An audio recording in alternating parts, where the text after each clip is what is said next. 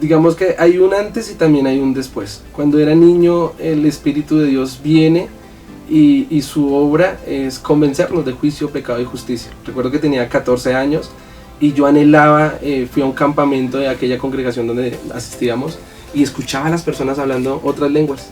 Y para mí eso era hay un título que se llama Experiencias sin sentido. Porque yo decía, este poco de locos hablando esos balbuceos y eso qué. Y ese día dije, bueno, yo quiero de eso.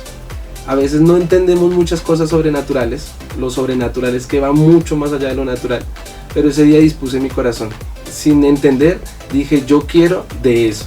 Hoy entiendo que no es un eso, yo quiero es una persona. El día que lo pedí, el día que dispuse mi corazón, aquella pastora impuso sus manos sobre mí y gloria a Dios recibí el bautizo del Espíritu Santo. Para mí la experiencia de hablar en lenguas fue mi primera experiencia con él.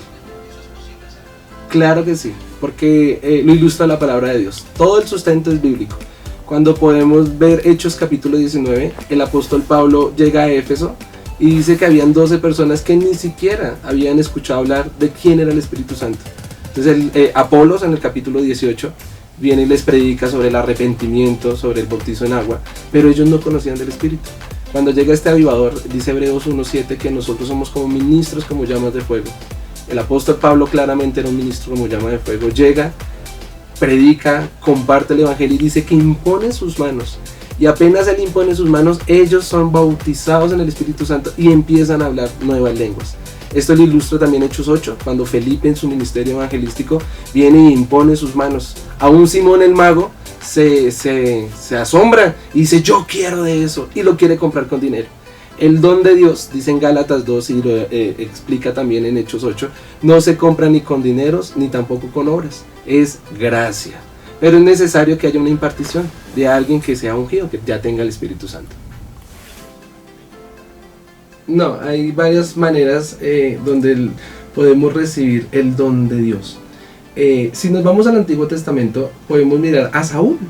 Dios que le dijo a Saúl que fuera donde estaba la compañía de profetas y ahí recibiría el Espíritu Santo. De hecho, esa compañía de profetas estaba allí cerca a los filisteos y ellos estaban con alabanza, adorando al Señor.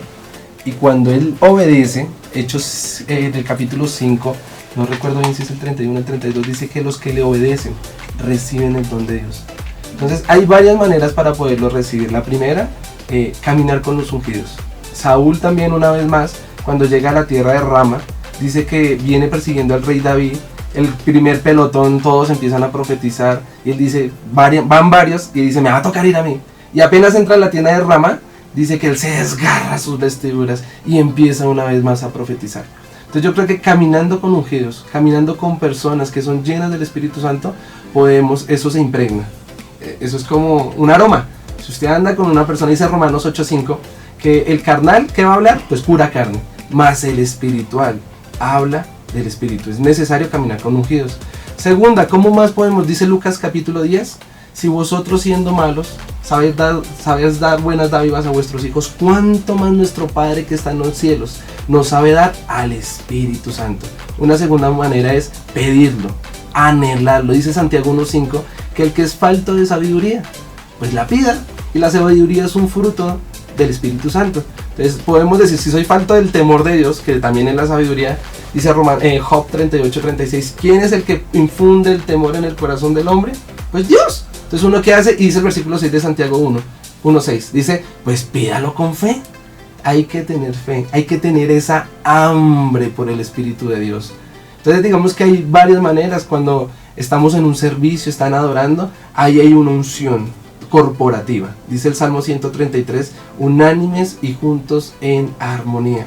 De hecho en Hechos 2, cuando están los 120 esperando la promesa desde Hechos 1, está la promesa de Jesús, que se esperen allí en Jerusalén, porque va a venir, Hechos 1:8, va a venir el Espíritu. Cuando venga el Espíritu de Dios, ahí no hubo imposición de manos, ahí estaban esperándolo, orando, ayunando.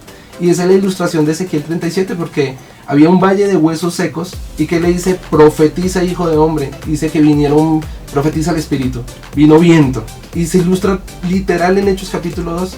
Entonces yo creo que es el hambre, es el anhelo en la comunión que tengamos para recibirle, esa fe inquebrantable. Pensé que la fama, que el dinero, que las multitudes iban a llenar mi corazón. Cuando llegué ahí, no pasó nada. De hecho, esa noche, como que dije, ¿esto es todo? Nada nos va a poder saciar. Wow. Absolutamente nada. Solo Cristo nos puede dar el pan de vida.